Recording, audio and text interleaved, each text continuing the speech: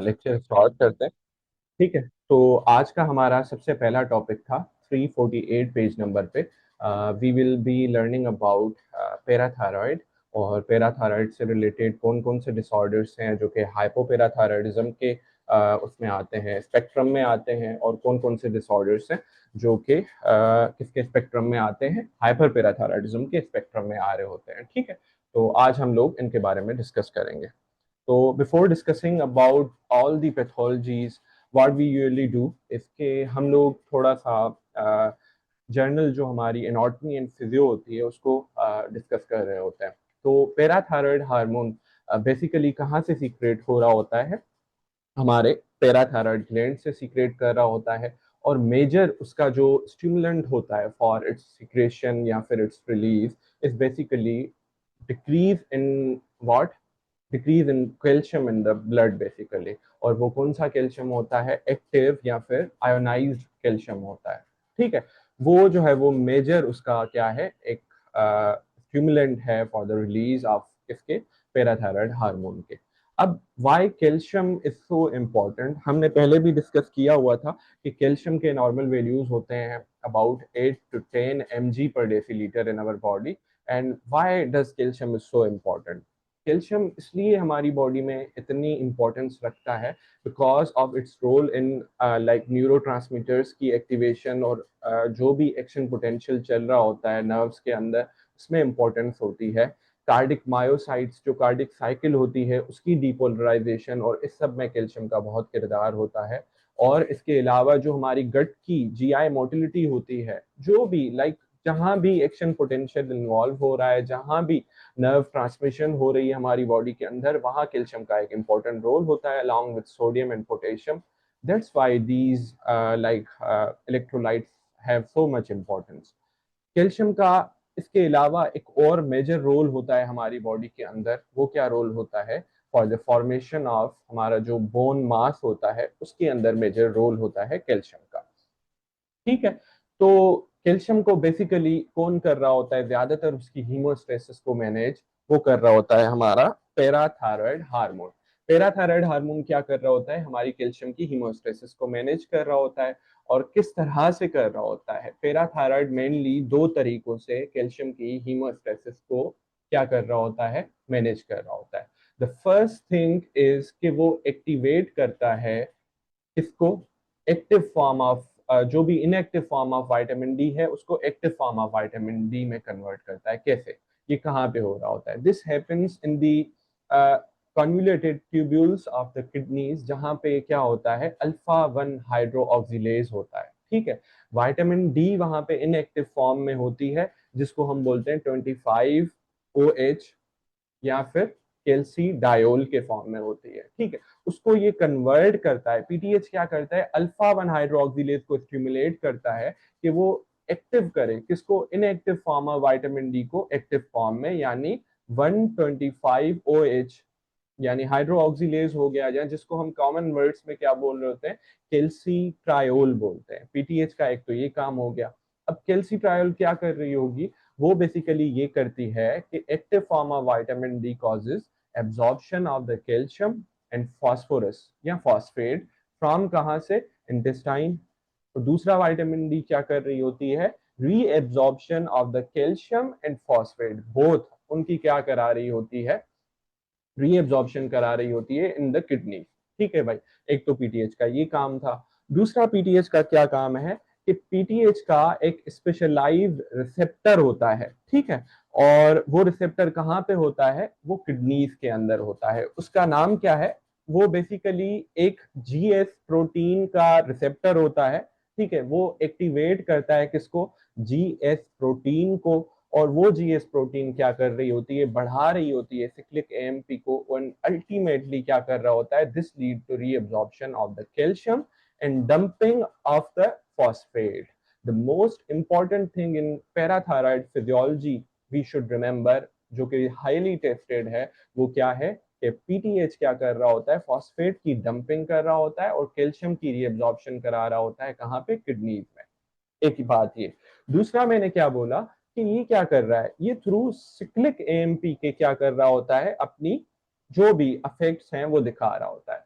तो in conditions where we find like के PTH बढ़ा हुआ है, हाइपर पैराथायराइडिज्म है, तो हमें क्या मिलता है यूरिन में, सिक्लिक एएमपी बहुत ज्यादा बढ़ी हुई मिलती है। ठीक है, दो अफेक्ट्स हमने पैराथायराइड हार्मोन के पढ़ लिए। तीसरा अफेक्ट पैराथायराइड हार्मोन कर रहा होता है कहाँ पर, ये कर रहा होता है बोन्स के लेवल पे। और बोन्स के लेवल्स पे कैसे कर रहा होता है, ये एक्टिवेट करता है, इसके रिसेप्टर्स कहाँ पे होते हैं, बेसिकली ऑस्टियोब्लास्ट पे होते हैं, जो कि क्या सीक्रेट करते हैं या बना रहे होते हैं, रैंक एल लाइगेंड बना रहे होते हैं।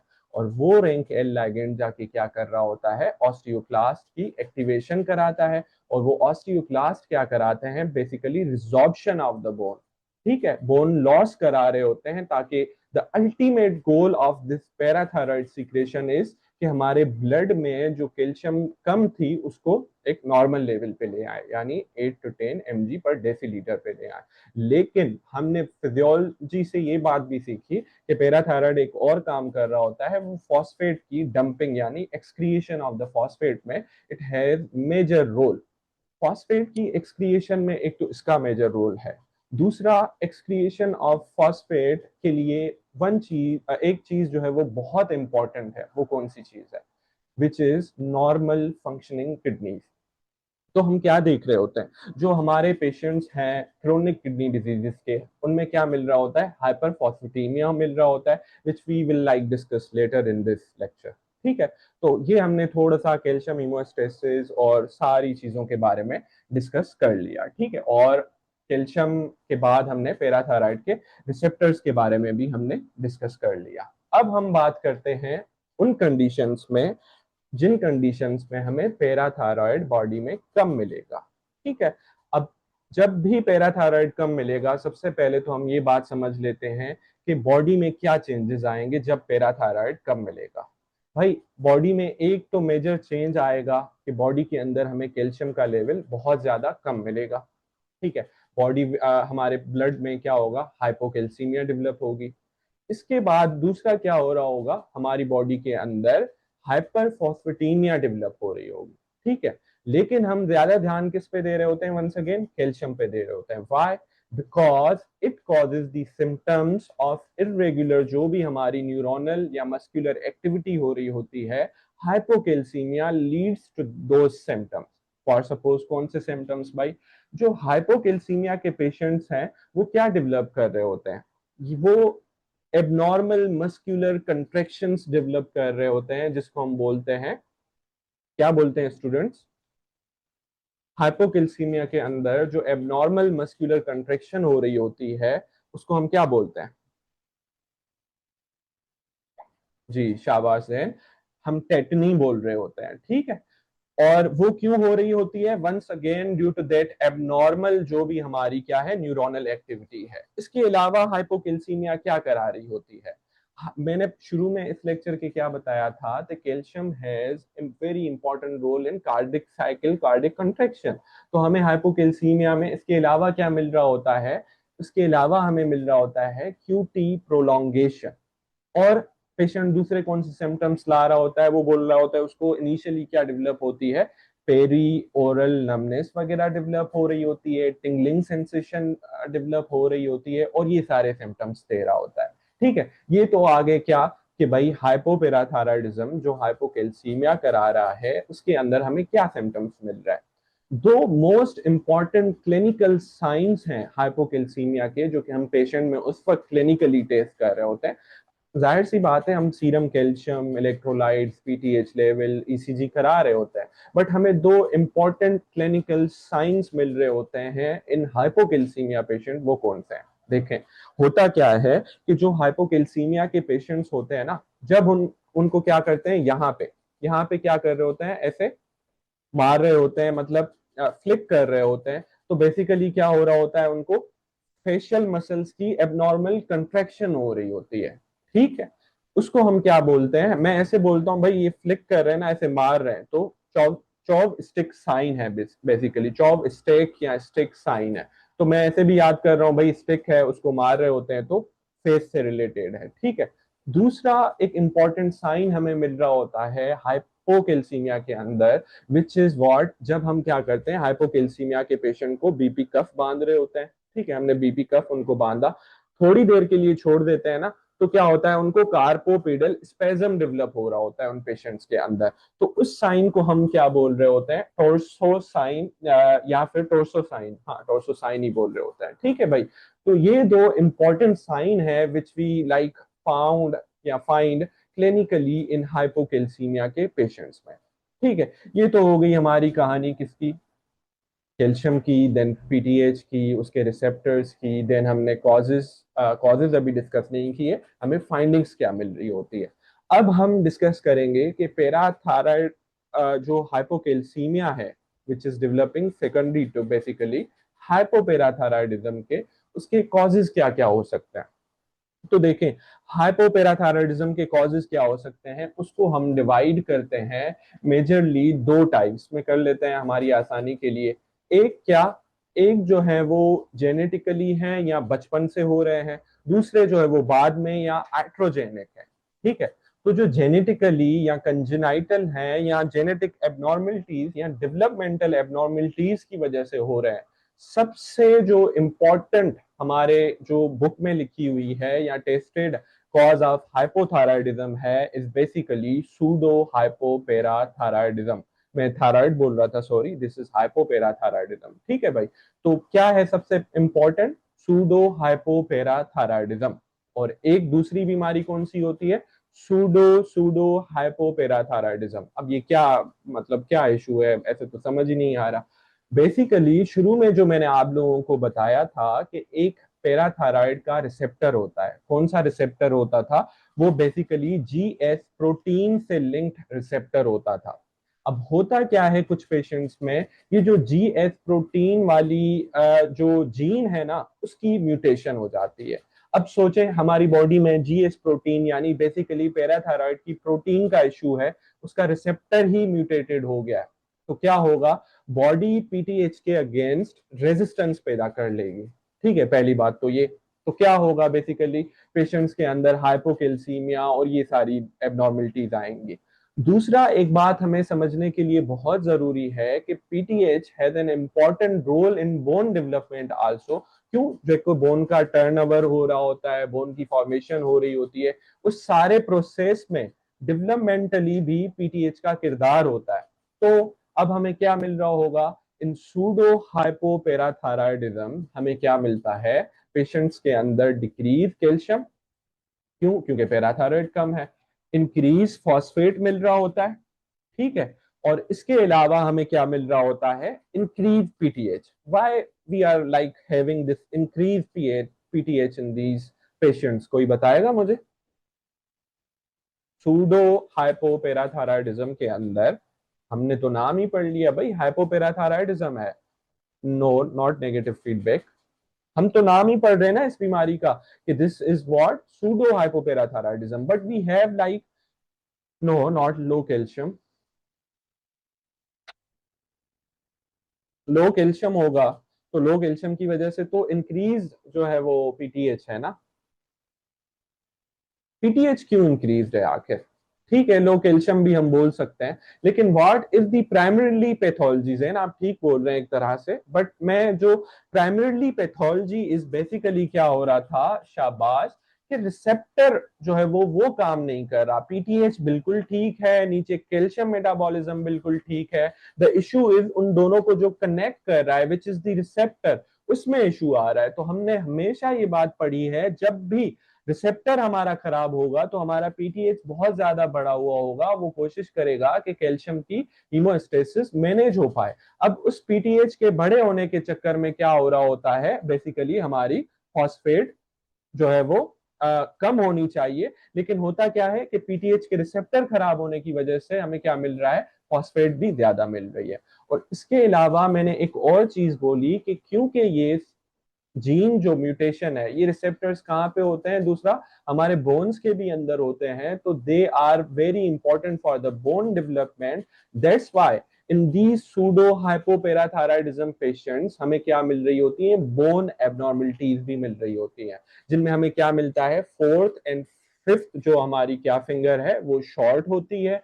इसके अलावा क्या मिल रहा होता है, शॉर्ट स्ट्रेचर मिल रहा होता है। इसके अलावा क्या मिल रहा होता है हमें इन पेशेंट्स के अंदर, राउंड फेस मिल रहा होता है। ठीक है, एक तो बात हो गई किसकी, सूडो हाइपोपेराथायराइडिज्म की। थोड़े से बोरिंग टॉपिक से मैं कोशिश कर रहा हूँ कि आप लोगों को ज्यादा से ज्यादा बेहतर समझा सकूं।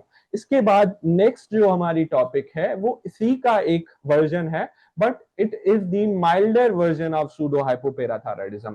कैसे?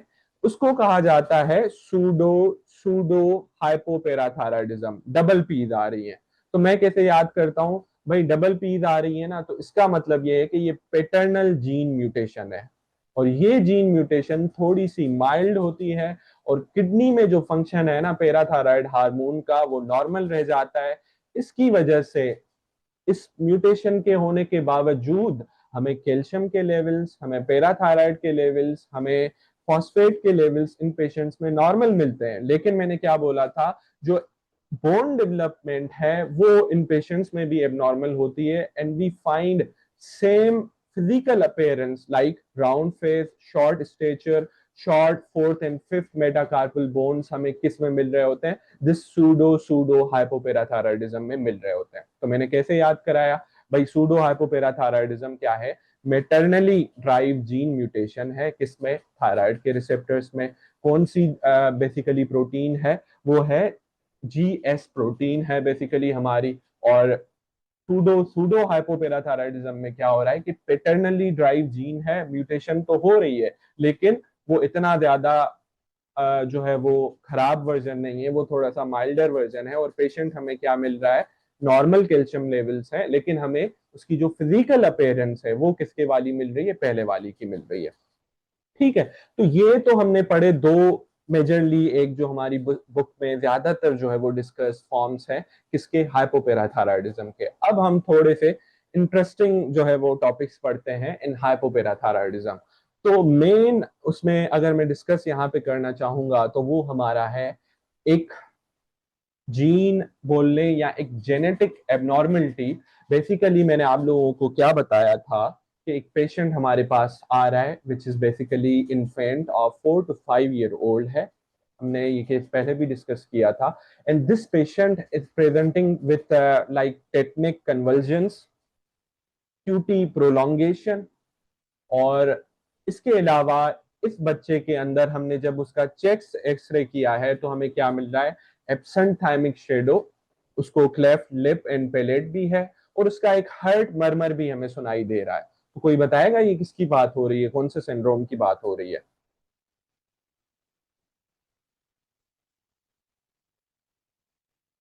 शाबाश मुबशिर, डी जॉर्ज की बात हो रही है। तो हम बात कर रहे हैं अभी एक सिंड्रोम के बारे में जिसका नाम है डी जॉर्ज सिंड्रोम। और उसके अंदर क्या होता है, basically third and fourth pharyngeal pouch की एबनॉर्मल डेवलपमेंट होती है, और वो नॉर्मली क्या बनाते थे, पैराथायरॉइड, और क्या बना रहे होते थे, हार्ट के जो एंडोकार्डियल कुशंस हैं। दूसरा क्या बना रहे होते थे, हमारा जो थाइमस है वो बना रहे होते थे। तो अगर इनकी एबनॉर्मल डेवलपमेंट होगी तो ultimately leads to absent parathyroid gland, absent thymic shadow, cardiac defect and also facial abnormalities. एक तो ये हमारा हो गया कौन सा, डी जॉर्ज सिंड्रोम हो गया। दूसरा, ये जो हाइपोपेराथायराइडिज्म है वो हमें आइट्रोजेनिक कॉजेज भी हैं उसके। कौन से, ज्यादातर जो हम थायराइड की सर्जरीज कर रहे होते हैं इन जो भी गोइटर के पेशेंट्स हैं, थायराइड कैंसर के पेशेंट्स हैं, तो हमें याद है कि क्या होता था, ये फॉर सपोज हमारा थायराइड ग्लैंड है, उसके पीछे क्या होते थे, ये 4 पैराथायराइड के ग्लैंड होते थे। तो जब भी हम क्या करेंगे, removal of this what, thyroid gland करेंगे, तो there is like risk of this removal of parathyroid gland too. और इसकी वजह से क्या, पोस्ट जो थायराइडेक्टोमी है पेशेंट प्रेजेंट कर रहे होते हैं विद किसके, हाइपोकैल्सीमिया के। और this is the again one important cause of what, hypoparathyroidism. ठीक है, इसके अलावा दूसरा क्या कॉज हो सकता है, कुछ बीमारियां हैं, कुछ ऑटो इम्यून बीमारियां हैं, कुछ जेनेटिक एबनॉर्मलिटीज हैं, जिनमें क्या हो जाती है, इस पैराथायराइड ग्लैंड के अंदर along with other glands also क्या हो जाती है, एबनॉर्मल डिपोजिशन हो जाती है। फॉर सपोज हमारी हीमोक्रोमेटोसिस हो गई, विल्सन डिजीज हो गई, कोई फिब्रोसिस वाली बीमारियां हो गई जैसे IgG4 वाली थी। तो इसके अंदर क्या होगा, इनमें हमें क्या मिल सकती है, fibrosis in the parathyroid tissue, या फिर कुछ ऑटो इम्यून बीमारियां हैं जिसमें हमें पैराथायराइड की डिस्ट्रक्शन मिल सकती है। तो वो भी क्या कॉजेज आ जाते हैं, वंस अगेन पैराथायराइड की डिस्ट्रक्शन के कॉज हैं, and which can ultimately lead to what, hypoparathyroidism. I hope so कि मैंने इस टॉपिक में आप लोगों को बोर भी नहीं किया और हम मोस्ट ऑफ द चीजें डिस्कस कर चुके हैं। ठीक है, तो अब आप लोग जो है वो रीड दे दें, पेज नंबर 348 2025 एडिशन में है, विच डिस्कस अबाउट द हाइपोपैराथायराइडिज्म। आप इसको रीड दे दें तो फिर हम आगे मूव ऑन होते हैं। जैसे ही रीड दे दें हमें मुझे मैसेज कर दें यहाँ पे कि डन। ठीक है,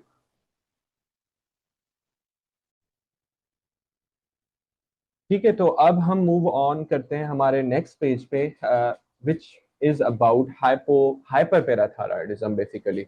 तो देखें, सबसे पहले हमें समझना चाहिए कि व्हाट इज हाइपर पैराथायराइडिज्म।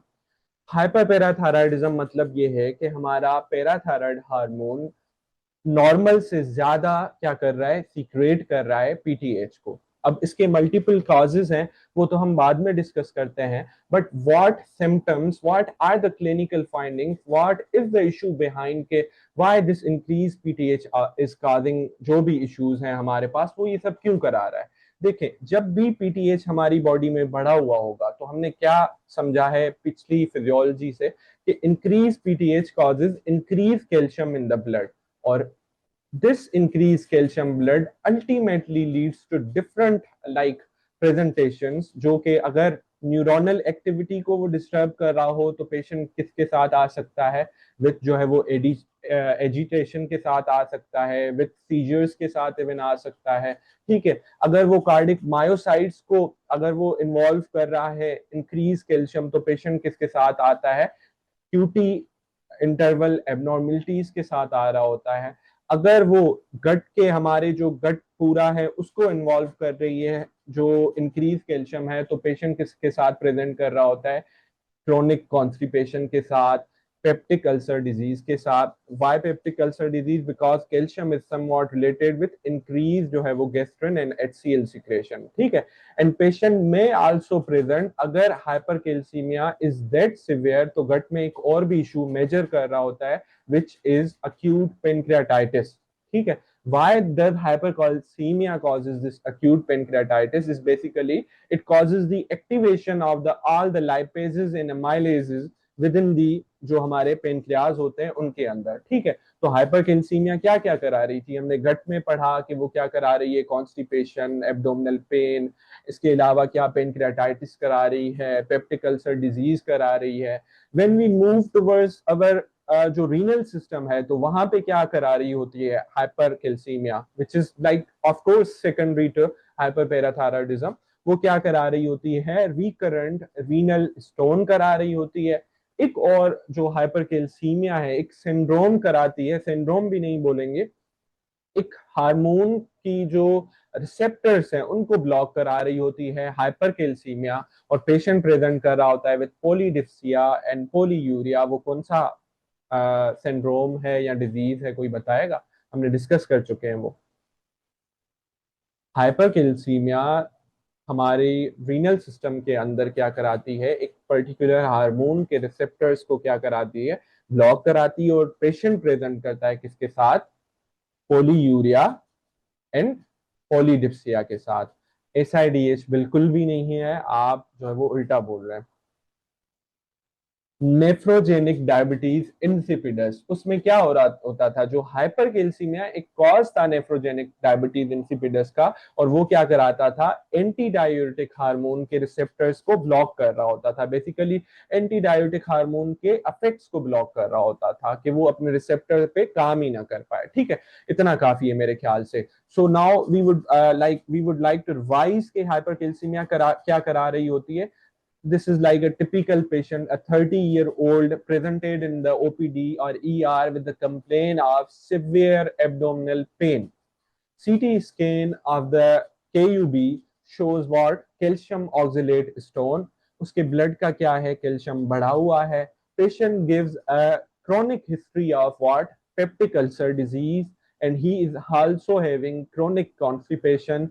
साथ साथ दिस पेशेंट इज सेइंग कि वो अक्सर इरिटेबल रहता है, and his ECG shows QT abnormalities, so most likely diagnosis is hypercalcemia. Then we will move towards the different causes of hypercalcemia, and one of them is hyperparathyroidism. तो अब हम क्या discuss कर रहे थे, हम कर रहे हैं सारा स्पेक्ट्रम किसका, हाइपरपेराथायरॉयडिज्म का, which ultimately leads to hypercalcemia, जो कि हम अलग डिस्कस कर चुके हैं। अब हम हाइपरपेराथायरॉयडिज्म के स्पेक्ट्रम को डिस्कस करते हैं। ठीक है, पीटीएच को मैंने क्या बोला था, पीटीएच बेसिकली क्या कर रहा होता है, जब कैल्शियम कम होता है तब एक्टिवेट होता है, या फॉस्फेट ज्यादा होता है तब एक्टिवेट हो रहा होता है। इतना आप लोगों ने याद रखना है। ठीक है, तो according to the primarily pathology या primarily driving factor for PTH release, हमने क्या किया हुआ है, हाइपरपेराथायरॉयडिज्म को डिवाइड किया हुआ है तीन कॉजेज में। क्यों? क्योंकि तीन ये जो कॉजेज है ना, इनकी जो प्राइमरीली पैथोलॉजी है या प्राइमरीली जिसको बोले ड्राइविंग फैक्टर है, वो डिफरेंट है। पहला हमारा क्या है, प्राइमरी हाइपरपेराथायरॉयडिज्म। दूसरा हमारा क्या है, secondary हाइपरपेराथायरॉयडिज्म, while the third is हमारा tertiary hyperparathyroidism. And these all three types are very very important for FCPS, your annual probe for USMLE also. कैसे? इनकी लेब्स बड़ी इंपॉर्टेंट होती हैं, और अगर हम इसकी पैथोफिजियोलॉजी को समझ लेंगे तो हमारे लिए बहुत आसान हो जाता है। तो आए हम मिलके समझते हैं कि बेसिकली ये सब है क्या और हो क्या रहा होता है। ठीक है, तो सबसे पहले हम आते हैं कहाँ पे, प्राइमरीली जो हमारा प्राइमरी हाइपरपेराथायरॉयडिज्म था उस पे। तो in primary hyperparathyroidism the problem lies within the parathyroid tissue. ठीक है, हो क्या रहा होता है, आपके इरफान मसूद में लिखा हुआ है कि in 80% of the cases what we see parathyroid adenoma, या फिर 20% ऑफ द केसेस में अलग कॉजेज होते हैं जिसमें पेराथायरॉयड हाइपरप्लेजिया भी है। भाई देखो क्या हुआ, पेराथायरॉयड एडिनोमा हुआ या पेराथायरॉयड हाइपरप्लेजिया हुआ, अल्टीमेटली क्या होगा कि वो पेराथायरॉयड ग्लैंड या वो पर्टिकुलर टिश्यूज अब क्या करेंगे, नेगेटिव फीडबैक को कोई भी असर मतलब उस पर नहीं होगा नेगेटिव फीडबैक का। नेगेटिव फीडबैक हमारा क्या होता था, इंक्रीज कैल्शियम या डिक्रीज डिक्रीज फॉस्फेट। तो अब देखें इस सब का उन जो एबनॉर्मल टिश्यूज हैं उस पर कोई भी असर नहीं हो रहा। अब वो क्या कर रहे हैं, बेसिकली बहुत ज्यादा सिक्रेशन करा रहा है उन पर्टिकुलर सेल्स में जो कि लाए करते हैं विद इन अ ग्लैंड। ठीक है, अब होगा क्या, ultimately this leads to increase PTH production. अब पीटीएच क्या क्या करता था, पीटीएच तीन चीजें करता था। वो क्या करता था, एक तो बोन की रिजॉर्प्शन करेगा जिसकी वजह से कैल्शियम ब्लड में बढ़ेगा। वो क्या करेगा, अल्फा 1 हाइड्रोक्सिलेज को एक्टिवेट करेगा, विटामिन डी एक्टिव होगी तो क्या होगा, वंस अगेन कैल्शियम बढ़ेगा। और तीसरा वो क्या करा रहा था, रीनल सेल्स में reabsorption of the calcium and dumping of the phosphate. तो हमने क्या सीखा यहां से कि देखो भाई, जो प्राइमरी हाइपरपेराथायरॉयडिज्म है उसके अंदर हमारा पीटीएच बढ़ा हुआ होगा, दूसरा क्या बढ़ा हुआ होगा, कैल्शियम बढ़ा हुआ होगा, तीसरा क्या कम होगा, फॉस्फेट इसके अंदर कम होगा। और उसका रीजन भी हमें पता है कि हमारी किडनीज नॉर्मली फंक्शन कर रहे हैं, और due to increase level of PTH हमारा क्या हो रहा है, डंपिंग ऑफ द फॉस्फेट हो रही है कंटिन्यूअसली। ठीक है, और क्योंकि नेगेटिव फीडबैक वो जो एबनॉर्मल एडिनोमा वाले सेल्स हैं वो ले ही नहीं रहे, तो उस पर नेगेटिव फीडबैक का कोई भी असर नहीं पड़ रहा। पहली बात तो ये। दूसरा, इन प्राइमरी हाइपरपेराथायरॉयडिज्म के अंदर हमें मिल रहा होता है इंक्रीज्ड अल्कलाइन फॉस्फेटेज। अब मुझे कोई बताएगा कि इंक्रीज एएलपी क्यों मिल रहा है हमें, पैराथायरॉयड बढ़ने की वजह से। हालांकि वो तो चलो रिजॉर्प्शन करा रहा है, रिजॉर्प्शन मेनली किसका काम होता है, ऑस्टियोक्लास्ट का काम होता है। तो इसमें पीटीएच क्यों बढ़ा हुआ है, कोई बताएगा?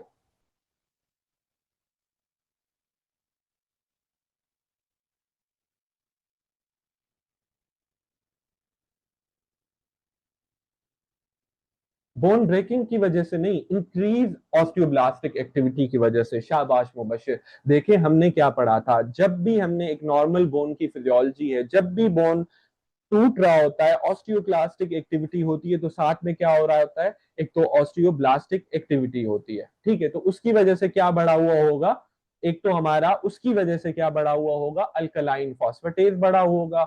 दूसरा किस वजह से, हमने पढ़ा था कि पीटीएच किसको स्टिमुलेट कर रहा होता है, ऑस्टियोब्लास्ट को स्टिमुलेट कर रहा होता है। तो उसकी वजह से भी क्या बढ़ा हुआ होता है, पीटीएच सॉरी अल्कलाइन फॉस्फेटेज बढ़ा हुआ होता है इन पेशेंट्स के अंदर।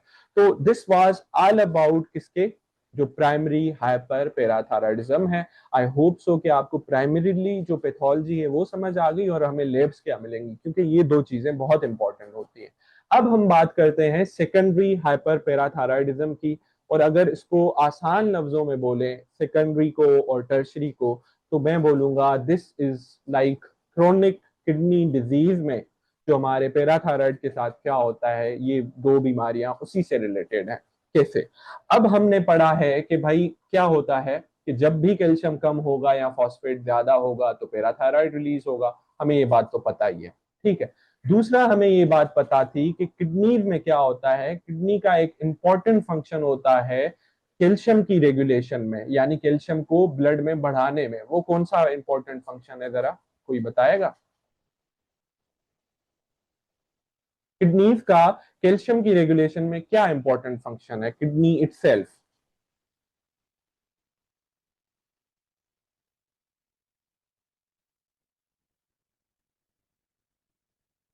No, not phosphate loss. Yes, this is because kidneys have that enzyme जो कि अल्फा वन हाइड्रोक्सिलेज कहलाता है, शाबाश मुबशर। और वो अल्फा वन हाइड्रोक्सिलेज क्या कर रहा होता है, एक्टिव करता है inactive form of vitamin D को। यानी 25 हाइड्रोक्सिलेज 25 OH यानी कैल्सीडायोल कन्वर्ट हो रही होती है 125 OH में, जिसको हम कैल्सीट्रायल बोलते हैं। हमने शुरू में ही बात डिस्कस कर ली थी। तो इन क्रोनिक किडनी डिजीज के पेशेंट्स में दो इशू आ रहे होते हैं। एक तो क्या इशू आ रहा होता है भाई कि ये विटामिन डी कम है, विटामिन डी कम है तो कैल्शियम कम है, कैल्शियम कम होगा तो क्या होगा, ultimately this lead to increase PTH. दूसरा, क्रोनिक किडनी डिजीज के अंदर क्या इशू हो रहा होता है कि हमने शुरू में ही पढ़ा था कि फॉस्फेट एक्सक्रिएशन के लिए most important thing is normal functioning kidneys, normal functioning physiology of the kidney. तो अब क्या होगा, क्रोनिक किडनी डिजीज में वो फॉस्फेट एक्सक्रिएट आउट ही नहीं हो पाएगी, and this ultimately leads to increase phosphate, which again क्या करती है, स्टिमुलेट कर रही होती है किसको, हमारे पैराथायराइड हार्मोन को।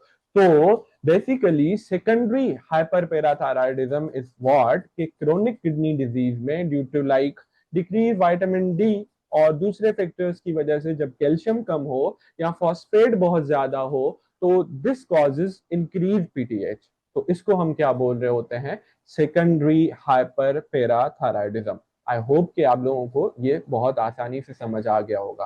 तो अब हमें लेब्स इसमें क्या मिलेंगी, जस्ट हम अपने पिछले कॉन्सेप्ट से रिकॉन्स्टिट्यूट करते हैं, लेब्स को निकालते हैं कि क्या मिलेंगी। पीटीएच हमें इसमें इंक्रीज मिलेगा क्योंकि कैल्शियम कम है, फॉस्फेट ज्यादा है।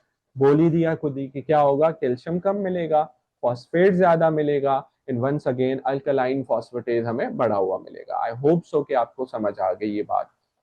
एंड दिस अल्टीमेटली, अब हम मूव ऑन कर रहे हैं, हमारा जो थर्ड टॉपिक था विच इज व्हाट, हमारा टर्शरी हाइपर पैराथायराइडिज्म। अब हम बात करते हैं what is really happening in the tertiary hyper parathyroidism.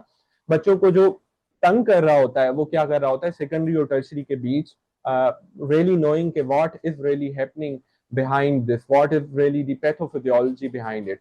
तो होता क्या है, देखें हमने क्या पढ़ा था, क्रोनिक किडनी डिजीज में क्या होता है, अल्टीमेटली पीटीएच बढ़ा हुआ है, कैल्शियम कम है, पीटीएच ज्यादा है। होता क्या है कि पैराथायराइड ग्लैंड क्या हो जाता है, this parathyroid gland ultimately becomes autonomous.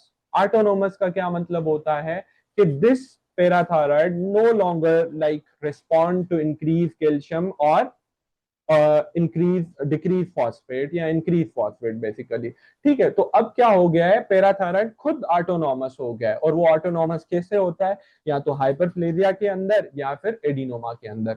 हुआ क्या था, हम दोबारा सोचते हैं। भाई एक पेशेंट था क्रोनिक किडनी डिजीज का, उसको ओवर द ईयर्स क्या था, पीटीएच बढ़ा हुआ, अल्टीमेटली वो क्या कर रहा है, पीटीएच के अंदर म्यूटेशन ला रहा है और वो पीटीएच क्या हो रहा है, ऑटोनॉमस हो रहा है। अब he is like no longer seeing के कैल्शियम के साथ क्या हो रहा है, फॉस्फेट के साथ क्या हो रहा है।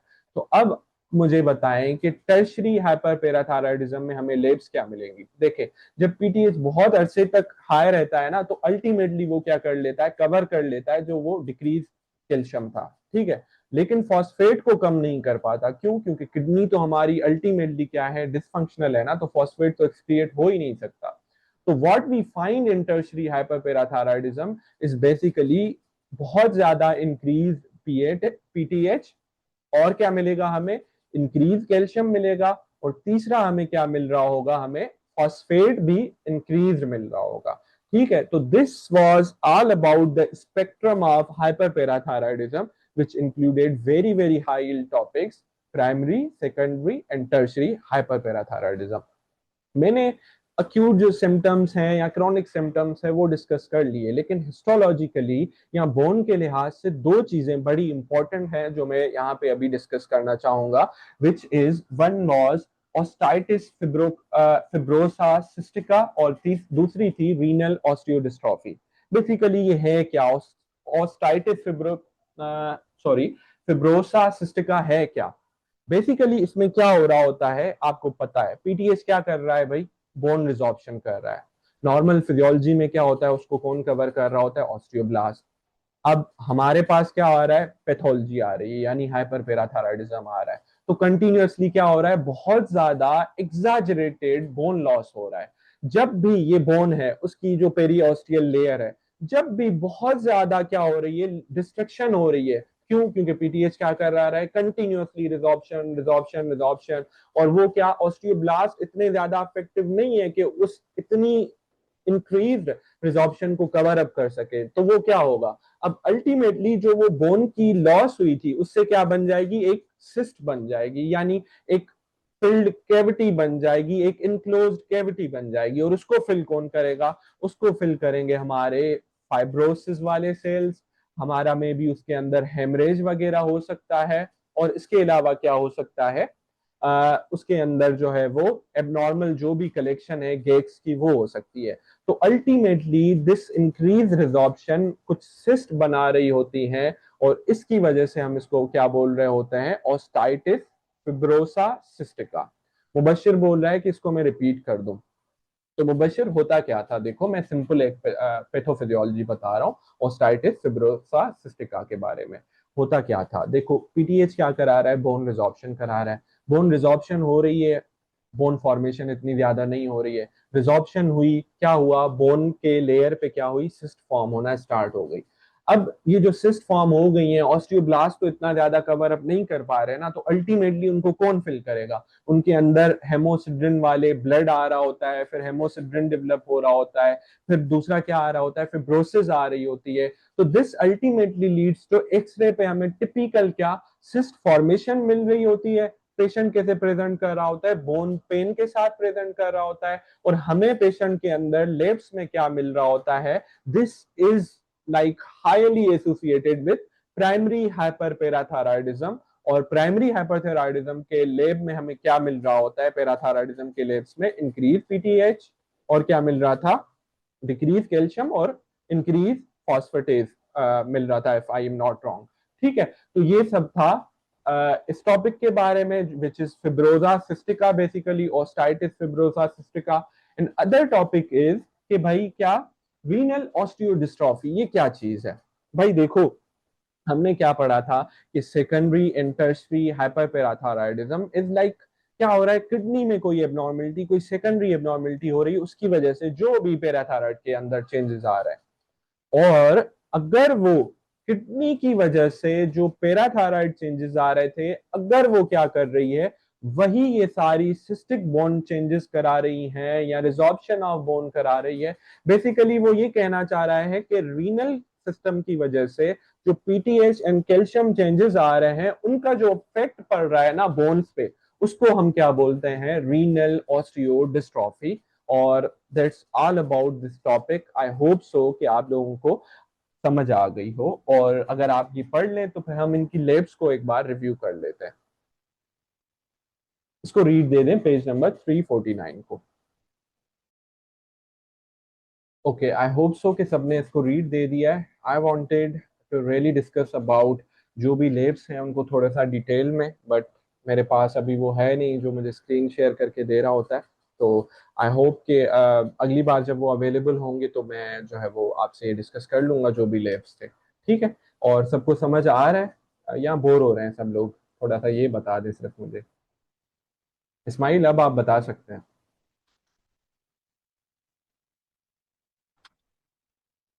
और अगर किसी को कुछ पूछना है तो वो भी पूछ सकते हैं।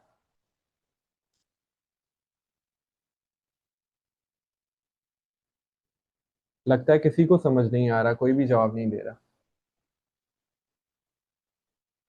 अच्छा ठीक है, तो अब हम एक छोटा सा इसके नीचे एक टॉपिक था, वो कौन सा था, which was like hypocalciuric hypocalcemia, which is basically missing physical class. ठीक है। और अब क्या था, बेसिकली हाइपोकैल्सियूरिक हाइपोकैल्सीमिया थी, या फिर विच is like basically one more familial cause, one more genetic cause.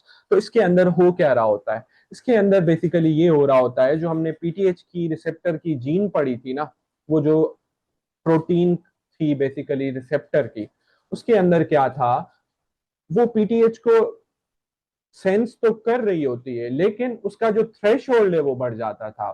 थोड़ा सा मैं इसको सिंपलाइज करता हूँ इस चीज को। होता क्या है, नॉर्मली देखें हमारी बॉडी के अंदर एक सेट पॉइंट डेवलप है कि भाई इतनी सेट पॉइंट पे क्या होगा, कैल्शियम जो है वो बॉडी से डंप आउट होना स्टार्ट हो जाएगा, यानी पीटीएच जो है वो असरअंदाज होगा और सब चीजें होंगी। वो कितना है, फॉर सपोज 10 है। अब इसके अंदर क्या होता है कि वो जो रिसेप्टर्स है ना, वो पीटीएच को तब जाके सेंस करते हैं जब पोटेशियम कैल्शियम सॉरी कहाँ पे हो, 10 से थोड़ा सा ऊपर हो, यानी 11 पे हो या 10.5 पे हो या 10.2 पे हो, इस तरह से। समझ रहे हैं बेसिकली क्या हो रही है? ऑन माइक्रो लेवल एक तरह से अगर हम बोल सकें कि रेजिस्टेंस टू द पीटीएच आ रही है, जो कि एक नॉर्मली एक 10 फॉर सपोज mg पर डेसीलीटर पे वो अफेक्टिव होता था, इस बार वो क्या होगा, 10.5 10.3। तो इन पेशेंट्स के हमें हमें इसके अंदर क्या मिल रही होती है, we find like mild hypercalcemia in these patients and mild or normal mildly increased और नॉर्मल पीटीएच इन पेशेंट्स के अंदर हमें मिल रहा होता है। आप इसको जल्दी से देख लें। तो हम मूव ऑन करते हैं, हमारा जो नेक्स्ट टॉपिक है डायबिटीज, और which is very like important, आज का जो मेन टॉपिक था उस पर मूव ऑन करते हैं। ठीक है, जल्दी से सिर्फ इसको देख लें।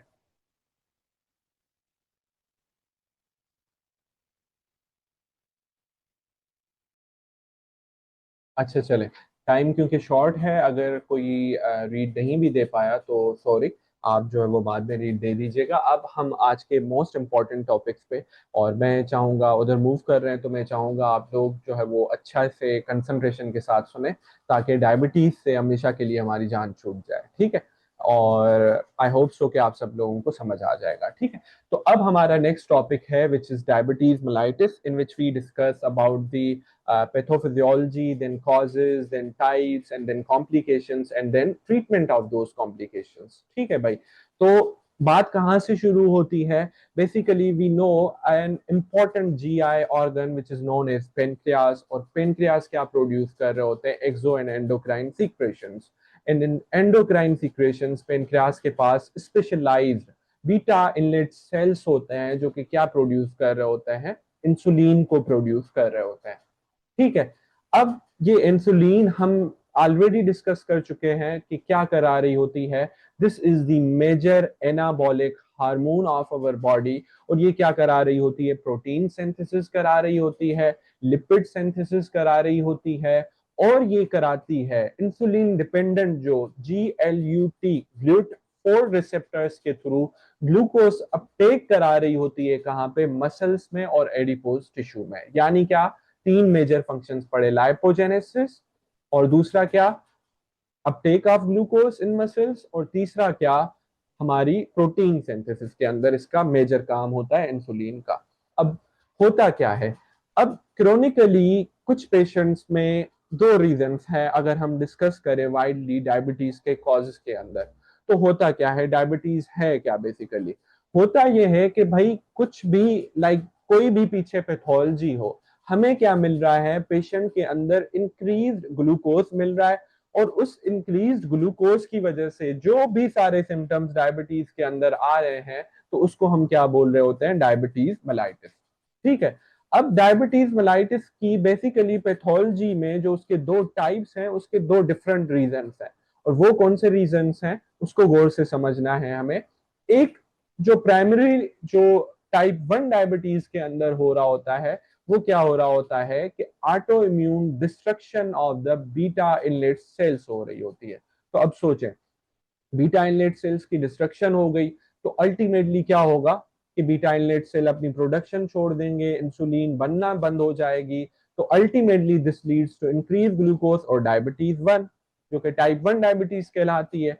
और दूसरा क्या हो रहा होता है कि कुछ लोग जो कि ओबेज होते हैं, जिनकी जो है वो मीठा वगैरह ज्यादा खा रहे होते हैं, and in some persons genetic predisposition होती है जो कि क्या करा रही होती है, दैट इंक्रीज ग्लूकोज क्या करा रहा होता है। अब उस इंक्रीज ग्लूकोज को कवर अप करने के लिए क्या होगा, कंटिन्यूअसली हमारी क्या होगी, elevated spikes of the insulin आ रहे होंगे। और वो स्पाइक्स अल्टीमेटली क्या कर रहे होते हैं, एक तो बार बार रिसेप्टर को स्टिमुलेट कर रहे होते हैं कि भाई ग्लूट4 आप जो है वो और लो और लो और लो, ग्लूकोज ज्यादा लो। तो अल्टीमेटली क्या होता है, वो रिसेप्टर क्या हो जाता है, वो थक जाता है। वो थक गया यानी क्या हुई, बेसिकली पेरिफेरल रेजिस्टेंस हुई।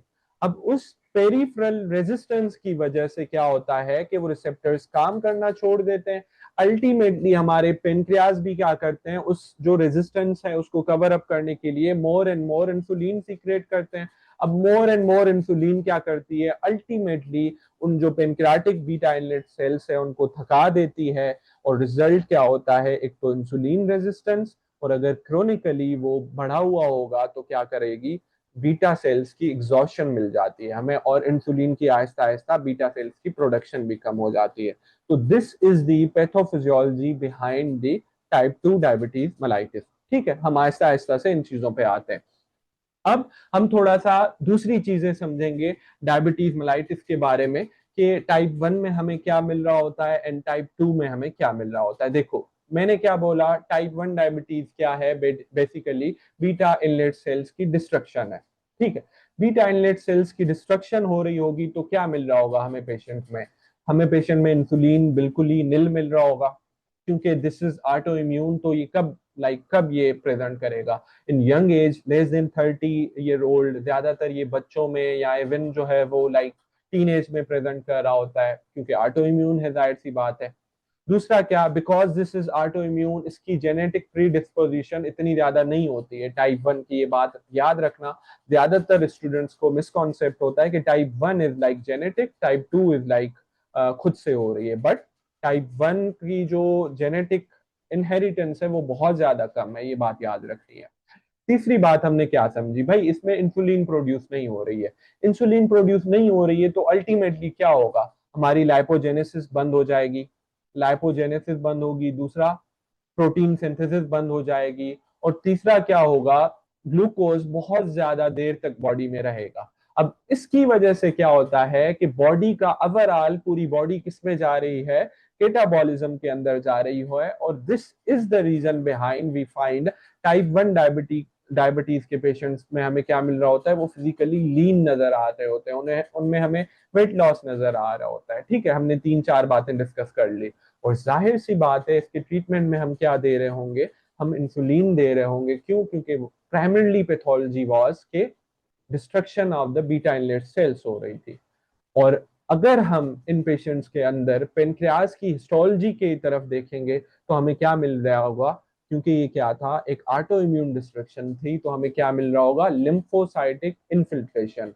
आई वॉन्ट यू गाइज के इस वर्ड को पूरे बाय हार्ट याद रखें, बिकॉज ये हिस्टोलॉजी में बहुत ज्यादा पूछा जाता है, even in final year, even in FCPS, even in USMLE step 1, कि क्या मिल रहा है हमें इनलेट सेल्स के अंदर in type 1 diabetes mellitus, lymphocytic infiltration. और उसका रीजन भी आई होप सो कि आप लोगों को समझ आ गया होगा।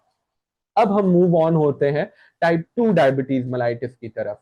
And what is the major reason, what was the major reason behind the development of type 2 diabetes mellitus, was insulin resistance. अब इंसुलिन रेजिस्टेंस कैसे हो रही होती है, तो भाई इंसुलिन रेजिस्टेंस हो रही होती है इस वजह से कि हमारी बॉडी के अंदर क्रोनिकली बार बार क्या आ रहे हैं, ग्लूकोज के स्पाइक्स आ रहे हैं। ग्लूकोज बढ़ेगा तो क्या होगा, इंसुलिन बढ़ेगी, एक तो ये कॉज हो गया।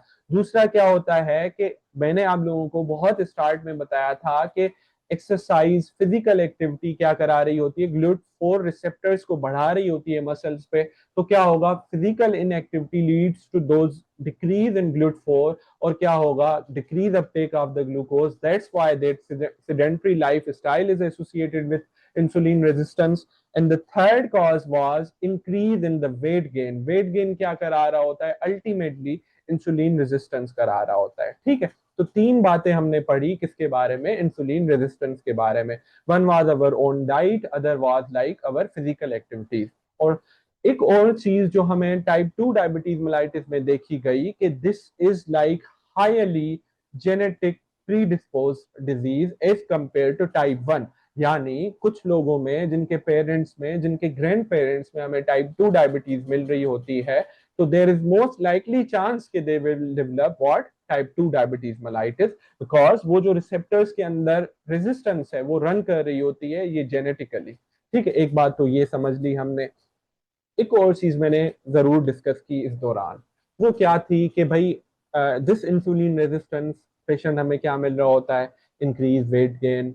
और इंक्रीज वेट गेन होगा तो क्या मिल रहा होगा हमें, हाइपरटेंशन मिल रहा होगा। हाइपरटेंशन, वेट गेन है, इंसुलिन कम है, रेजिस्टेंस है, तो ultimately this lead to what, lipid derangement. तो हम क्या बातें कर रहे हैं, देखो हम चीजों को कनेक्ट कर रहे हैं क्या, कि इंसुलिन रेजिस्टेंस थी, किन में थी, वो पेशेंट क्या था, ओबेस था, तो क्या मिलेगा हमें, इंक्रीज वेस्ट सरकमफ्रेंस मिलेगा उस पेशेंट के अंदर। पेशेंट का वेट बहुत ज्यादा होगा, वेट ज्यादा की होने की वजह से और इंसुलिन के कम होने की वजह से लिपिड डीरेंजमेंट मिलेंगी। लिपिड डीरेंजमेंट, वेट ज्यादा होने की वजह से, और जो है वो शुगर, ब्लड में शुगर ज्यादा होने की वजह से या ग्लूकोज ज्यादा होने की वजह से अल्टीमेटली उस पेशेंट में क्या डेवलप हो रहा होगा, हाइपरटेंशन डेवलप हो रहा होगा। एंड दीज आल जो चार चीजें हमने डिस्कस की एक सिंड्रोम कहलाती हैं, जो कि क्या कहलाता है, मेटाबॉलिक सिंड्रोम। और इसके ये चारों कंपोनेंट हैं, ये ज्यादा आपके जो मेडिसिन में है उसमें डिफाइन हुआ हुआ है। तो हमने यहाँ से क्या सीखा कि दिस टाइप 2 डायबिटीज मेलाइटिस और insulin resistance is highly associated with metabolic syndrome, या फिर हम ये भी बोल सकते हैं कि metabolic syndrome is highly associated with development of type 2 diabetes mellitus. ठीक है, तो the primary pathology was like insulin resistance. अब वो कैसे बेहतर होगी, हम इनके ट्रीटमेंट में क्या दे रहे होते हैं टाइप 2 डायबिटीज मेलाइटिस के, कोई बताएगा? The first line treatment in type 2 diabetes mellitus is,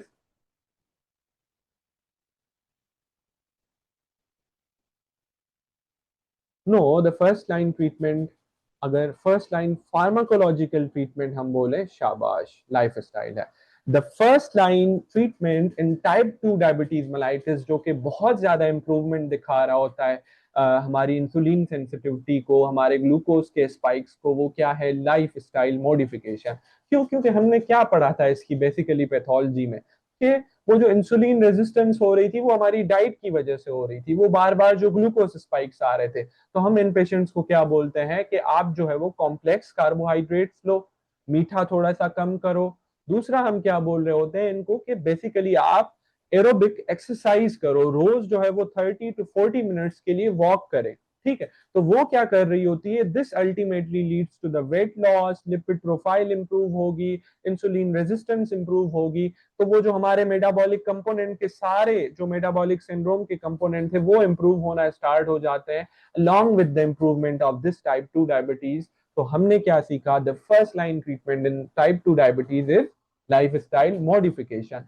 while if हम बात करें the first line जो कि widely used है, the first line जो फार्माकोलॉजिकल हमारा ट्रीटमेंट था, वो जैन ने हमें बताया कि वो क्या है, वो हमारी एक दवाई आती है जिसको हम क्या बोल रहे होते हैं, मेटफॉर्मिन बोल रहे होते हैं। ठीक है, ये बात हो गई हमारी, थोड़ा सा हमने डिस्कस कर लिया कि टाइप 1 क्या है, टाइप 2 क्या है, और इसके अलावा हमने डिस्कस कर लिया कि डायबिटीज हो क्यों रही थी। ठीक है, अब थोड़ा सा आप इसको रीड दे दें।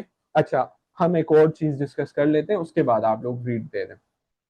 ठीक है, वो क्या चीज मुझे डिस्कस करनी थी आप लोगों से, भाई हम तो बोल रहे हैं कि भाई डायबिटीज डायबिटीज, अब ये डायग्नोस कैसे होती है? तो यहाँ पे तो नहीं लिखा हुआ, आपके इरफान मसूद में लिखा हुआ है कि WHO के 3 क्राइटेरियाज हैं। वो थोड़ी सी वर्डिंग एड कर रहा है कि WHO के 3 क्राइटेरियाज हैं। बेसिकली एक क्राइटेरिया ये है कि हम क्या करते हैं इन पेशेंट्स के अंदर फास्टिंग ब्लड शुगर चेक करते हैं। दूसरा क्राइटेरिया क्या है, हम लोग इन पेशेंट्स के अंदर क्या कर रहे होते हैं, HbA1c चेक कर रहे होते हैं। और तीसरा क्राइटेरिया क्या है कि हम चेक करते हैं oral glucose tolerance test, OGTT। तो भाई हम कब डायग्नोज करेंगे कि ये पेशेंट जो है वो डायबिटिक है? तो भाई जब भी एक पेशेंट को हम क्या बोलते हैं कि भाई आपकी जो है वो फास्टिंग ब्लड शुगर होनी है, आपने एटलीस्ट फॉर 8 आवर्स कुछ भी खाना पीना नहीं होता, एंड अल्टीमेटली आपने आके ब्लड ग्लूकोज चेक कराना होता है। तो if someone has increased blood sugar for more than like 126 है या 126 से इंक्रीज है, क्या फास्टिंग ब्लड शुगर, और साथ में वो सिम्टम्स दे रहा है किसके, पोलीफेजिया पोलीडिप्सिया, यानी जो डायबिटिक के टिपिकल सिम्टम्स थे वो दे रहा है, तो हम उसको क्या डायग्नोज करते हैं कि इसको क्या है, डायबिटीज मेलाइटिस है।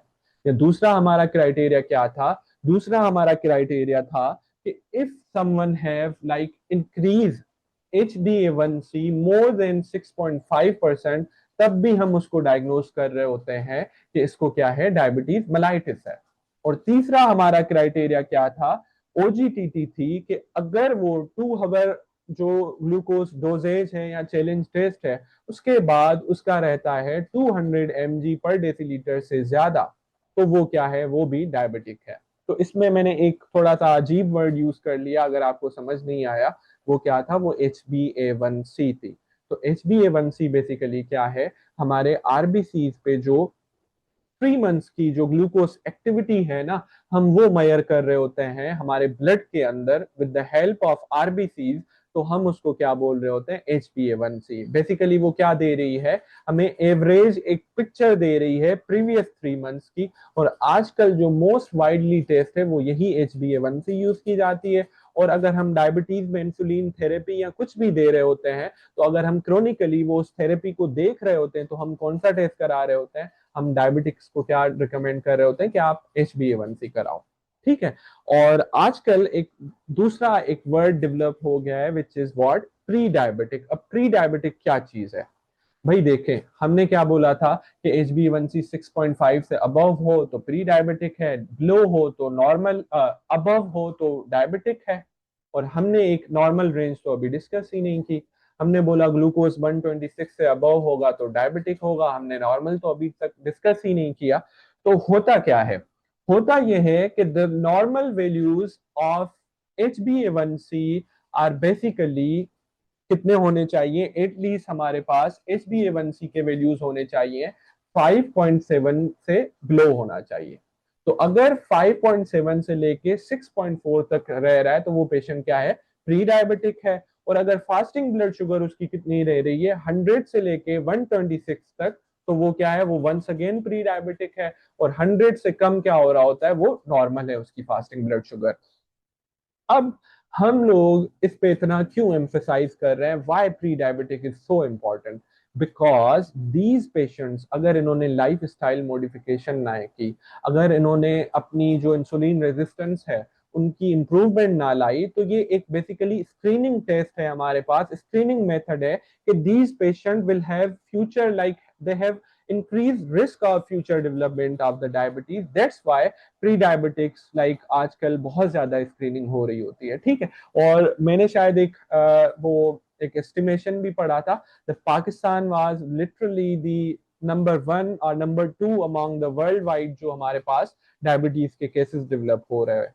तो ओवरऑल एक वो एक पेज था शायद, वहां पे रेशो लिखा हुआ था, and Pakistan was among the top 3 literally, जहां पे सबसे ज्यादा केसेस डेवलप हो रहे हैं किसके, डायबिटीज के, और स्पेशली टाइप 2 डायबिटीज के। तो HbA1c बेसिकली हमें क्या बता रही है, प्री डायबिटिक्स के बारे में बता रही है। ठीक है। तो ये था टेस्टिंग के बारे में, और थोड़ा बहुत हमने इंट्रोस का भी कर लिया। आप लोगों ने क्या करना है, डायग्नोसिस वाली चीज को, और नीचे जो चार्ट दिया हुआ है 350 पेज नंबर, और तीसरा 351 के अपर वाला जो पैराग्राफ है जिसमें टाइप 1 और 2 कंपेयर हो रहा है, आप लोग उसको रीड दें। Then we will be discussing about the acute जो भी कॉम्प्लिकेशन है टाइप 2 एंड 1 के, और क्रोनिक जो कॉम्प्लिकेशंस हैं डायबिटीज के, वो हम अच्छे से डिस्कस करेंगे, एंड थोड़ा बहुत ट्रीटमेंट भी हम लोग डिस्कस कर लेंगे। आप लोग इसको रीड दे दें और फिर मुझे बता दें डन, तो मैं आगे मूव ऑन होता हूँ। अच्छा। तो एक चीज मैंने मिस कर दी थी टाइप 2 के अंदर, विच वाज लाइक कि अमाइलॉइड जो पोलीपेप्टाइड है वो डिपॉजिट्स हो रहा है। हमने ये तो पढ़ लिया था कि टाइप 1 में हमें पेनक्रियाज हैं उनके अंदर क्या मिल रहा होता है, हमें बेसिकली मिल रहे होते हैं जो lymphocyte infiltrate. While in the type 2 diabetes, what we find on the histology of the pancreas, हमें मिल रहे होते हैं अमाइलॉइड पोलीपेप्टाइड डिपॉजिट्स। अब ये कहाँ से आए भाई? हमने ये तो पढ़ा था कि जब भी पेनक्रियाज इंसुलिन बना रहे होते हैं तो उनके साथ क्या आ रहा होता है, एक सी पेप्टाइड भी सीक्रेट हो रहा होता है। लेकिन इन द फिजियोलॉजी एक और चीज भी इंसुलिन के साथ, जब जब beta islet cells insulin produce करते हैं वो क्या अमाइलिन भी सीक्रेट करते हैं। तो टाइप 2 में हमने क्या पढ़ा था, ड्यू टू इंसुलिन रेजिस्टेंस बहुत ज्यादा वो क्या कर रहे हैं, इंसुलिन प्रोड्यूस कर रहे हैं। जितनी ज्यादा इंसुलिन होगी उतनी ज्यादा अमाइलिन प्रोड्यूस होगी, and that increased amylin basically क्या हो रही है, डिपॉजिट हो रही है। बेसिकली वो प्रोटीन है, तो इसकी वजह से वो क्या अमाइलॉइड फॉर्म में वो क्या हो रही है, डिपॉजिट हो रही है विद इन द पेनक्रियाज। एक और चीज मैंने जो है वो टाइप 1 में डिस्कस करना मैं भूल गया, क्योंकि रीडिंग जब दे रहे होते हैं ना तो उसका यही फायदा होता है कि मैं देख लेता हूँ कि ये चीज हमने मिस की है ना, जो फिजिकल क्लास होती है हमारी। तो बहरहाल type 1 is highly associated with, जैसे मैंने बोला था, it is an autoimmune disease. तो this is associated with HLA-DR3 and HLA-DR4। अगर किसी ने प्रीवियस लेक्चर्स लिए हैं तो क्या वो बताएंगे कि HLA-DR3 हमने कहाँ पे पढ़ी थी?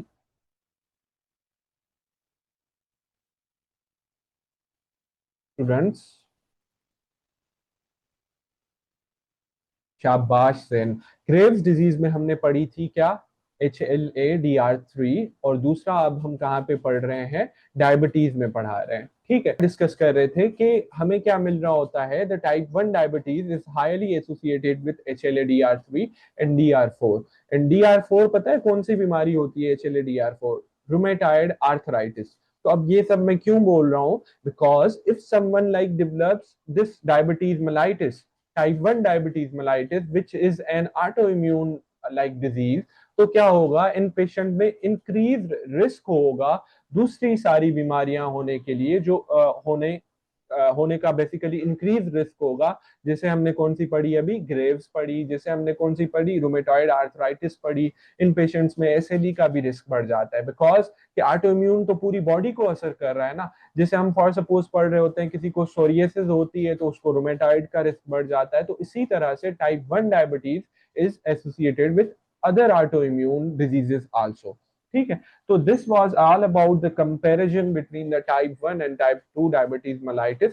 Now we are moving an important जो है वो टॉपिक हमारा क्या है, वो बेसिकली है अंडरस्टैंडिंग द पैथोफिजियोलॉजी बिहाइंड जो भी हमें क्रोनिक कॉम्प्लिकेशंस मिल रहे होते हैं टाइप 1 डायबिटीज के। किसी ने कभी सोचा है कि हम लोग पढ़ रहे होते हैं भाई ग्लव्स एंड स्टॉकिंग जो है वो डिस्ट्रीब्यूशन में क्या मिल रही होती है डायबिटीज वालों को, ये टिंगलिंग, नमनेस और ये मिल रही होती है, किडनी फेलियर हो रहा होता है, रेटिनोपैथी हो रही होती है, कैटरेक्ट डेवलपमेंट हो रही होती है, सेरिब्रल वेस्कुलर एक्सीडेंट यानी स्ट्रोक वगैरह हो रहा होता है, एमआई का रिस्क बढ़ जाता है। किसी ने कभी सोचा इसका रीजन क्या हो सकता है, इस सबके बिहाइंड? शाबाश। एक तो सॉर्बिटोल ड्राइव्ड ऑस्मोटिक डैमेज है, और दूसरा क्या है? देखो आप लोग थोड़ा सा पहले पढ़ के आओगे ना तो ज्यादा बेहतर हमें पता होगा कि हम किस बारे में डिस्कस कर रहे हैं। ठीक है, अच्छा तो हम क्या डिस्कस कर रहे थे? हम डिस्कस कर रहे थे क्रोनिक जो भी कॉम्प्लिकेशंस है उसके बिहाइंड दो चीजें होती हैं। एक होता है एबनॉर्मल सॉर्बिटोल अक्यूमुलेशन, और दूसरा होता है नॉन एंजाइमेटिक ग्लाइकेशन। अब ये क्या चीजें हैं, दोनों हम डिस्कस कर लेते हैं, समझ लेते हैं कि है क्या बेसिकली। देखो होता क्या है हमारी बॉडी में नॉर्मली, हमें पता था कहाँ पे, ब्रेन में, रेटिना में यानी आईज में, रेड ब्लड सेल्स में, न्यूरॉन्स के अंदर, क्या हमने पढ़ा था बहुत बहुत शुरू में, कि ग्लूकोज अपटेक वो खुद ही कर लेते हैं। ठीक है, उनको कोई इंसुलिन की जरूरत नहीं होती है। अब एक तरह से ये फायदा तो था कि इंसुलिन की कोई जरूरत नहीं है, लेकिन क्या होगा उन लोगों में, होता क्या था पहले हम वो डिस्कस कर लेते हैं। What was normal, glucose Uptake होता था, और वो ग्लूकोज कन्वर्ट होता था सॉर्बिटोल में with the help of aldose reductase. क्या मैंने कहा, ग्लूकोज कन्वर्ट होता था सॉर्बिटोल में, और सॉर्बिटोल अल्टीमेटली कन्वर्ट होता था किसमें, फ्रक्टोज में, जो कि एनर्जी प्रोवाइड कर रहा होता था, सिंपल शुगर है। ठीक है, कहाँ पे, हमारे लेंस में, रेटिना में, और इन जगहों पे जहां जहां पे ग्लूकोज का अपटेक वैसे हमें चाहिए होता है, स्पेशली न्यूरॉन्स में भी। ठीक है, अब हो क्या रहा था, वो सॉर्बिटोल अल्टीमेटली किस में कन्वर्ट होता था, फ्रक्टोज में। ये बात काइंडली बहुत गौर से समझिएगा, बहुत इंपॉर्टेंट चीज है। ठीक है, अब हुआ क्या, ये जो मीडिएटरी प्रोडक्ट था ना, इंटरमीडिएट प्रोडक्ट था ग्लूकोज और फ्रक्टोज के बीच में, जिसका क्या नाम था, सॉर्बिटोल था। अब ये कन्वर्ट होता है एक एंजाइम के थ्रू। अब जब भी बॉडी में ये क्या, जब ये नॉर्मली तो कन्वर्ट होता रहता है फ्रक्टोज में, ग्लूकोज बनता है, फ्रक्टोज में बन रहा होता है सॉर्बिटोल, ग्लूकोज से फ्रक्टो सॉर्बिटोल बना, सॉर्बिटोल अल्टीमेटली क्या बना रहा होता था, फ्रक्टोज। अगर ये सॉर्बिटोल अक्यूमुलेट होना शुरू हो जाए ना बॉडी में, तो ये क्या होता है, ये ऑस्मोमेटोजेनिक सब्सटेंस होता है, यानी ऑस्मोटिक सब्सटेंस होता है, सॉरी। यानी ये क्या कर रहा होता है, अपने अंदर वाटर को पुल कर रहा होता है। ये एक तरह से उन टिश्यूज के लिए टॉक्सिक होता है। अब होता क्या है भाई, जब आपके पास एक पेशेंट होता है, उसमें क्रोनिकली इंक्रीज ग्लूकोज है, बहुत ज्यादा ग्लूकोज है, तो बहुत ज्यादा क्या बन रहा है, सॉर्बिटोल बन रहा है। अब उस सॉर्बिटोल को कन्वर्जन के लिए भी एक एंजाइम चाहिए होता है, अल्टीमेटली वो बॉडी में इतना ज्यादा अच्छा कवर अप नहीं कर पाता, and the body have increase what, this intermediate product जिसका नाम है सॉर्बिटोल, और वो हम सिंपली बोल लेते हैं it is toxic to the cataract, नहीं lens, it is toxic to the neurons. वो क्या कर रहा होता है, वहां पे एडिमा, वहां पे फ्लूइड की collection, and this ultimately leads to the damage of what, neurons, और दूसरा क्या, लेंस, और दूसरा क्या, इवन रेटिना को भी डैमेज कर रहा होता है। और इसकी वजह से हमें डायबिटिक्स में क्या मिल रही होती है, न्यूरोपैथी। अब न्यूरोपैथी हम अलग से डिस्कस करते हैं। और क्या मिल रही होती है, कैटेरेक्ट मिल रहा होता है। एक तो हमने ये पैथवे पढ़ लिया। दूसरा आपके इरफान मसूद में लिखा हुआ है microangiopathies, macroangiopathy, small vessel disease, large vessel disease. ये हो क्यों रही है बेसिकली, देखें होता क्या है, हमारी बॉडी के अंदर जो वेसल्स हैं, वो किसकी बनी होती थी, जो बेसिक स्ट्रक्चर होता था वो एंडोथेलियल लेयर और कोलेजन की बनी होती थी। ब्लड में क्या होता है, ग्लूकोज एक ट्रांजिएंट फेज के लिए थोड़ा सा ऊपर जाता है और फिर खुद ही कम हो जाता है। ठीक है, खुद ही ट्रांजिएंट फेज में ऊपर हुआ, खुद ही कम हो गया। ठीक है, लेकिन अगर वो ग्लूकोज बहुत ज्यादा रहेगा, यानी डायबिटिक्स में, तो अल्टीमेटली दैट ग्लूकोज क्या करा रहा होता है, एबनॉर्मल जो ग्लाइकेशन प्रोडक्ट्स है वो बना रहा होता है, और वो अटैच हो जाता है उस एंडोथीलियम और कोलेजन से।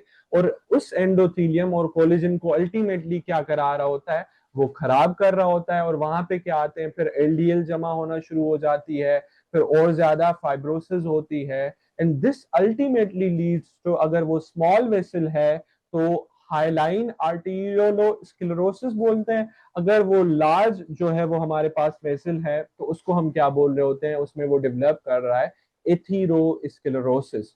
और वो स्मॉल वेसल्स कहाँ पे होती थी, हमारे रेटिना के अंदर होती थी, हमारे किडनीज के अंदर होती थी, और इसके अलावा हमारे नर्व्स के अंदर होती थी। तो दिस एबनॉर्मल जो नॉन एंजाइमेटिक ग्लाइकेशन है, यानी विदाउट एनी एंजाइम, वो क्या कर रहा है, ग्लूकोज जाके लग रहा है उस कोलेजन और एलडीएच पे, this is ultimately causing what, जो डैमेज टू दैट एंडोथीलियम, और क्या हो रही है, स्मॉल वेसल डिजीज, जो कि this is retinopathy, nephropathy and neuropathy.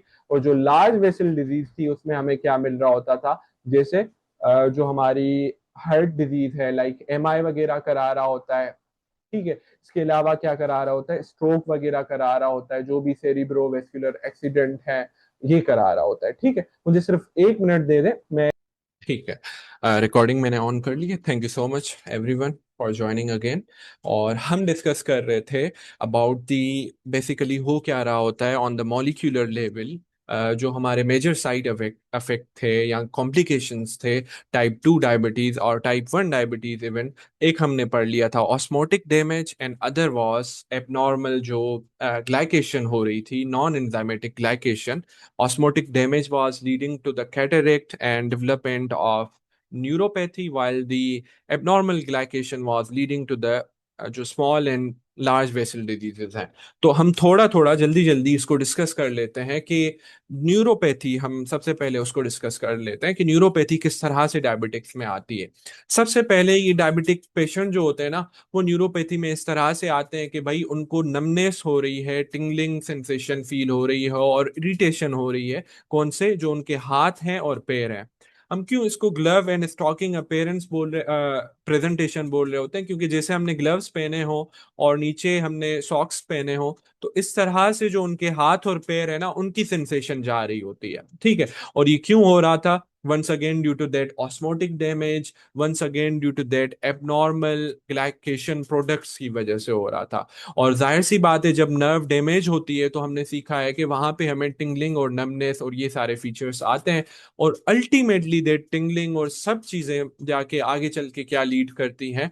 That lead to decrease sensation. और हमें पता है कि डायबिटिक फुट में अगर एक इंपॉर्टेंट कंपोनेंट होता है, एक तो जाहिर सी बात है वेस्कुलर कंप्रोमाइज हो जाता है। ब्लड के जो पेरिफेरल टिश्यूज हैं, फिंगर टिप्स हैं, जो नेल्स हैं और जो भी फुट के फिंगर्स हैं, उनके अंदर क्या होता है? ब्लड फ्लो कम हो जाता है। बट दूसरा एक इंपॉर्टेंट कंपोनेंट होता है in the diabetic patient, which is decrease sensation. और हम क्या बोल रहे होते हैं? डायबिटिक जो एल्डरली पेशेंट हैं उनको बोलते हैं कि आप पेरियोडिकली क्या चेक करते रहे अपने पाँव पे कि कोई जख्म तो नहीं है। क्यों? क्योंकि उनकी सेंसेशन कम हो जाती है। तो this was all about that glove and stocking presentation in diabetics. और एक सवाल मेरे दिमाग में भी आया, आप लोगों के भी जरूर आया होगा, कि आखिर दीज पेरिफेरल नर्व्स, पेरिफेरल क्यों, ये हाथ और पैर क्यों? वो उसका रीजन ये है कि हमें पता है कि हमारी जो प्राइमरीली जो न्यूरॉन्स हैं वो कहाँ पे स्टार्ट होते हैं? हमारे वर्टिब्रे में। और जो हाथ है या पैर है, वो this is the end of that neuron. तो न्यूरॉन डैमेज कहाँ पे होता है? उसकी जो डिस्टल ईंड है वहां पे डैमेज होना स्टार्ट होता है इसकी वजह से।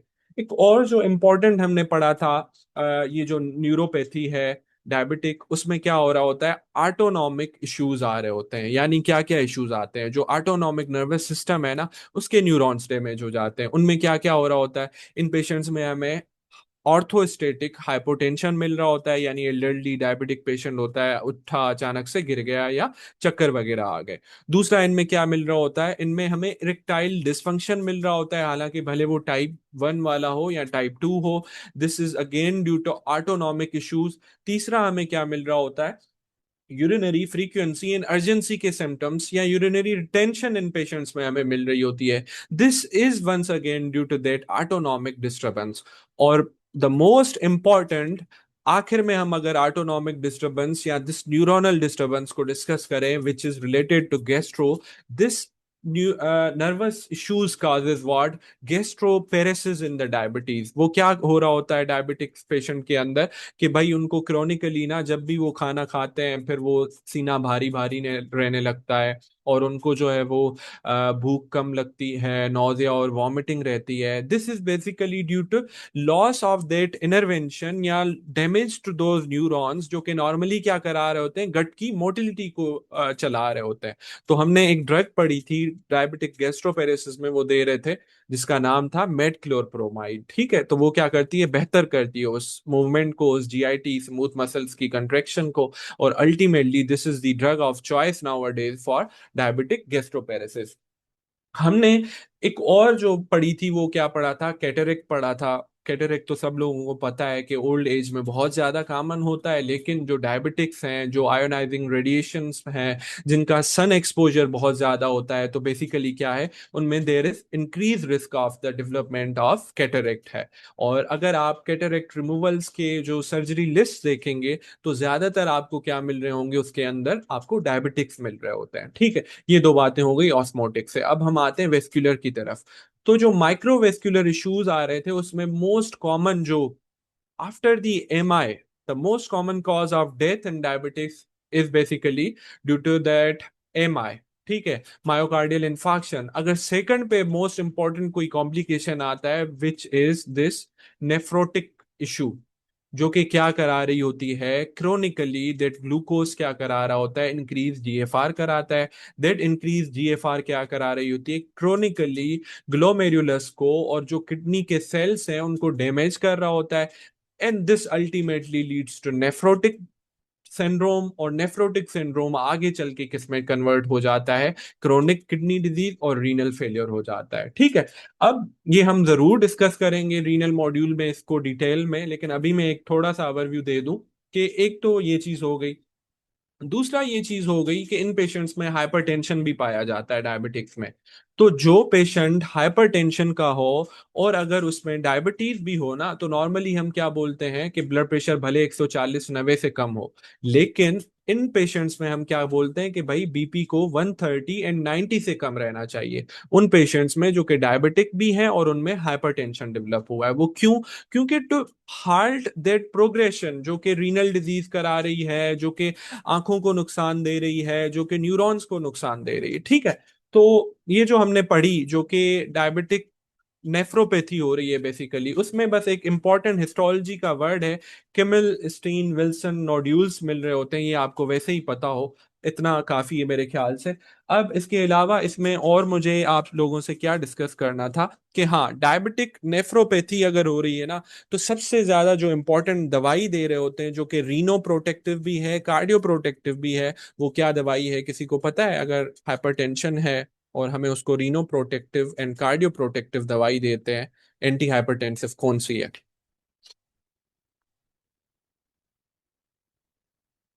शाबा नॉट कार्विडोल। शाबाश, ऐसे मुफ्त में ले रहा था जैन। कार्विडोल नहीं है। These are those ACE inhibitors और एंजियोटेंसिन रिसेप्टर ब्लॉकर्स, जैसे केप्टोप्रिल हो गई, लिंसोप्रिल वगैरह हो गई। ACE inhibitors are reno protective and cardio protective. हो सकता है कि ये जो बीटा ब्लॉकर्स ने नाम लिया वो जो है वो क्या हो, लाइक कार्डियो प्रोटेक्टिव हो, कहीं आपने पढ़ा हो, लेकिन जो हम ज्यादातर एंटी हाइपरटेंसिव यूज करते हैं वो इन पेशेंट्स में कौन सी कर रहे होते हैं? एस इनहिबिटर्स कर रहे होते हैं। इसके अलावा जो लार्ज वेसल डिजीज थी उसमें आप लोग एक याद कर लें क्या है, इस्कीमिक हार्ट डिजीज है, जिसमें एमआई आ जाता है, once again the most common cause of death. और दूसरा क्या कॉज है? जो कि स्ट्रोक है। ठीक है, इतना मेरे ख्याल से काफी है आज के लेक्चर के लिए। बिफोर एंडिंग दिस लेक्चर, मैं आपको एक चीज सिर्फ बता दूं, जो टिपिकल प्रेजेंटेशन है डायबिटिक्स के अंदर, जो कि पोलीडिप्सिया, पोलीफेजिया एंड पोलीयूरिया आ रही होती है, वो क्यों आ रही होती है? क्योंकि आपके पहले वर्ड जो लिखे हुए हैं at the start of this page, वो तीनों ये वर्ड है। तो देखो भाई, टाइप 1 डायबिटीज या टाइप 2 में थोड़े से लेस कॉमन है, टाइप 1 में बहुत ज्यादा कॉमन है। होता क्या है? होता यह है कि इंसुलिन की डेफिशिएंसी की वजह से क्या हो रहा होता है, बॉडी के अंदर ग्लाइकोजन डिप्लीशन होती है, मसल ब्रेकडाउन हो रहा होता है, लिपिड ब्रेकडाउन हो रहा होता है, and this ultimately leads to क्या? Weight loss. और पेशेंट को बार बार ग्लूकोज चाहिए होता है। तो इसकी वजह से डायबिटिक्स में हमें क्या मिल रहा होता है? पोलीफेजिया, यानी बार बार वो खा रहे होते हैं फिर भी हमें वेट लॉस मिल रहा होता है। ठीक है, पहली बात पोलीफेजिया की आ गई। पोलीयूरिया एंड पोलीडिप्सिया दोनों आपस में कनेक्टेड हैं। वो कैसे? देखो, होता क्या है, जब भी हमारी बॉडी के अंदर ग्लूकोज लेवल बढ़ेगा ना, तो रीनल ट्यूब्यूल्स क्या करेंगे? उस ग्लूकोज को निकालने की कोशिश करते हैं, एक्सक्रिएट आउट करने की कोशिश करते हैं। तो ड्यूरिंग दैट एक्सक्रिएशन प्रोसेस क्या हो रहा होता है? फ्री वाटर भी एक्सक्रिएट आउट हो रहा होता है, and this ultimately leads to decrease जो है वो इंट्रावेस्कुलर वॉल्यूम। और उस डिक्रीज इंट्रावेस्कुलर वॉल्यूम को बॉडी कैसे परसीव करेगी? हमें क्या लगेगी? ज्यादा से ज्यादा प्यास लग रही होती है और हम ज्यादा पानी पी रहे होते हैं। तो क्या हो रहा है? ब्लड ग्लूकोज बढ़ रहा है, यूरिन ज्यादा हो रही है, प्यास ज्यादा लग रही है। तो दिस अगेन एक साइकिल चल रहा होता है किसमें? डायबिटीज के अंदर। और ये ज्यादा टिपिकल क्यों है टाइप 1 डायबिटीज में? क्योंकि जाहिर सी बात है वहां पे इंसुलिन एब्सेंट है। तो ये जो टिपिकल जो स्नेरियो था या जो टिपिकल सिम्टम्स आ रहे थे, ये हमें टाइप 1 में मिल रहे होते हैं। और टाइप 2 में क्या होता है? थोड़ी बहुत इंसुलिन होती है, इंसुलिन रेजिस्टेंस आहिस्ता आहिस्ता से डेवलप हो रही होती है। तो पेशेंट ऑलरेडी ओबेस होता है जब तक इतने सिवियर सिम्टम्स आए, जब तक वो डायग्नोस हो चुका होता है। ठीक है, तो that's all about today's lecture. मैं तो आगे भी डिस्कस करने वाला था, लेकिन जाहिर सी बात है हमारी पेस थोड़ी सी स्लो थी और 2 आवर्स का सेशन हो चुका है। इस सारे लेक्चर को ज्यादा टाइम देने का प्राइमरीली रीजन यही था कि डायबिटीज की पैथोफिजियोलॉजी को समझना बहुत मुश्किल है और बहुत इंपॉर्टेंट भी है। मैंने ये चीज रियलाइज की है कि जब हम बीसीक्यू कर रहे होते थे तो हम भूल जाते थे कि माइक्रोवेसल कौन सी है, मैक्रोवेसल कौन सी थी, ऑस्मोटिक डैमेज कहाँ हो रहा था। और for USMD and FCPS understanding the pathophysiology is very very important, ठीक है। और आगे चल के हम जब मेडिसिन में आप लोग ये कॉन्सेप्ट पढ़ेंगे, तो इस पैथोफिजियोलॉजी की वजह से आपको क्या वो कॉन्सेप्ट समझना बहुत आसान हो जाएगा। और पैराथायराइड में भी जो प्राइमरी सेकेंडरी एंड टर्शरी हाइपरपैराथायराइडिज्म है, वो भी बहुत हाईली टेस्टेड कॉन्सेप्ट्स हैं। इस वजह से थोड़ा सा मैंने टाइम ज्यादा दिया था। अब हमारा एक टॉपिक इसके अंदर रह गया है, वो क्या है, acute presentation of type 1 and type 2, which is like diabetic ketoacidosis, और वहां पर हाइपर ऑस्मोलर हाइपरग्लाइसेमिक जो कोमा आ रहा होता है, वो हम कल डिस्कस करेंगे, और रिमेनिंग टॉपिक्स भी हम इंशाल्लाह कल डिस्कस करेंगे। आप लोग काइंडली इसको ज़रूर रीड दे दीजिएगा, और अब आप लोग मीटिंग लीव कर सकते हैं। Thank you so much everyone for joining.